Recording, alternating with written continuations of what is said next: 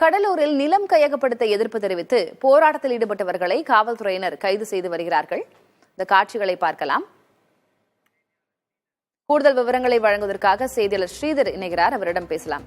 ஸ்ரீதர், எந்த விஷயத்திற்காக நிலம் கையகப்படுத்துகிறார்கள்? எதற்காக மக்கள் எதிர்ப்பு தெரிவிக்கிறார்கள்? தற்போது அவர்கள் எல்லாம் கைது செய்யப்பட்டு வரும் காட்சிகளை பார்க்கிறோம். என்ன நடக்கிறது?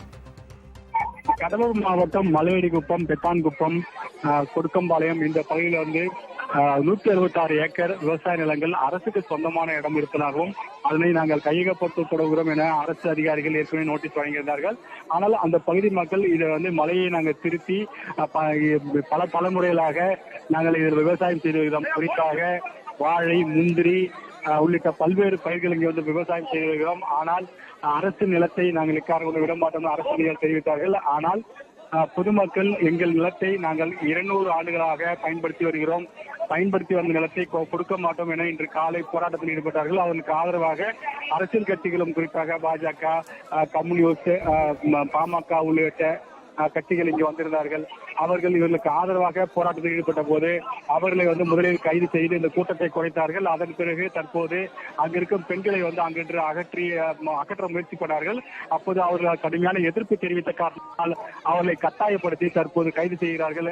இதனால் பெண்கள் அழுது கொண்டே பலர் வந்து தற்போது கைதாகிறார்கள். கைது செய்யப்பட்டவர்களை விடுதலை செய்ய வேண்டும், அவர்களை விட வேண்டும் என்ற மற்ற பெண்கள் வந்து அங்கு காவல்துறை வாக்குவாதத்தில் ஈடுபட்டதால் அவர்களை வந்து தற்போது ஒரு பக்கத்தில் நிறுத்தி வச்சு தற்போது கைது செய்யும் நடவடிக்கை மேற்கொண்டு வருகிறார்கள். தொடர்ந்து வந்து இந்த பகுதியில் ஒரு பதட்டமான சூழ்தான் உள்ளது.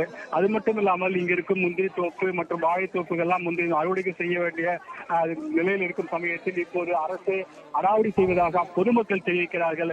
குறிப்பாக இந்த பகுதியில் இருக்கும் பசுமையான நிலங்களை அழித்துவிட்டு எதற்காக இங்க தொழிற்சாலை, எங்களுக்கு இது தேவையில்லை, ஏற்கனவே என்எல்சியை சுற்றி உள்ள பல நிலங்கள் வந்து கையகப்படுத்தப்பட்டிருக்கிறது, நிலங்கள் அழிக்கப்பட்டு அங்கிருந்து பசுமையான பயிர்களை வந்து ஏற்கனவே அழிக்கப்பட்ட போது கூட நீதிமன்றம் கடுமையான கண்டனத்தை தெரிவித்தது.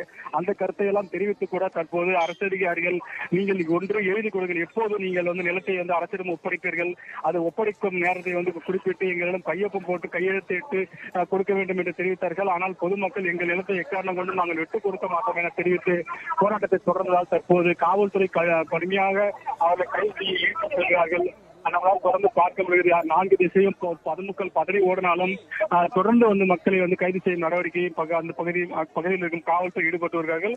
குறிப்பாக இந்த பகுதி மக்கள் சொல்லும் காரணம், அமைதியாக ஒரு பேச்சுவார்த்தை நடத்தி என்ன திட்டம் கொண்டு வரப்போகிறார்கள், விவசாயிகளுக்கு என்ன மாற்று ஏற்பாடு செய்யப்படுகிறார்கள் எதுவுமே தெரிவிக்காமல் காவல்துறை வந்து அடக்குமுறையை வந்து ஈடுபடுது. அது மட்டும் இல்லாமல் ஜேசிபி, ஆம்புலன்ஸ், தீயணைப்பு துறையெல்லாம் எதற்காக கொண்டு வந்து காவல்துறை வந்து மிரட்டுகிறது என்று ஒரு கேள்வியை முன்வைத்துதான் இந்த போராட்டம் தொடர்ந்து நடைபெற்று வருகிறது. பெண்கள் எல்லாம் கதரும் காட்சியினால் பார்க்க முடிகிறது. அங்கு வந்து தற்போது காவல்துறை அதிக அளவு குறிக்கப்பட்டு அந்த கிராமத்தை தற்போது சுற்றி அளித்திருக்கிறார்கள். பல பகுதி முழுவதுமாக காவல்துறை இருக்கும் காரணத்தால் இந்த கிராமம் முழுவதும் ஒரு பதட்டமான சூழல் உள்ளது. அரசு நிலம் என்று அதிகாரிகள் ஒருபுறமும் தங்களுடைய மூதாதையர் நிலம் என்று அந்த கிராம மக்களும் கூறி வருகிறார்கள். சுமூகமாக தீர்வு எவ்வாறு எட்டப்பட போகிறது என்பதுதான் கேள்வியாக இருக்கிறது. உங்களுடைய விவரங்களுக்கு நன்றி ஸ்ரீதர்.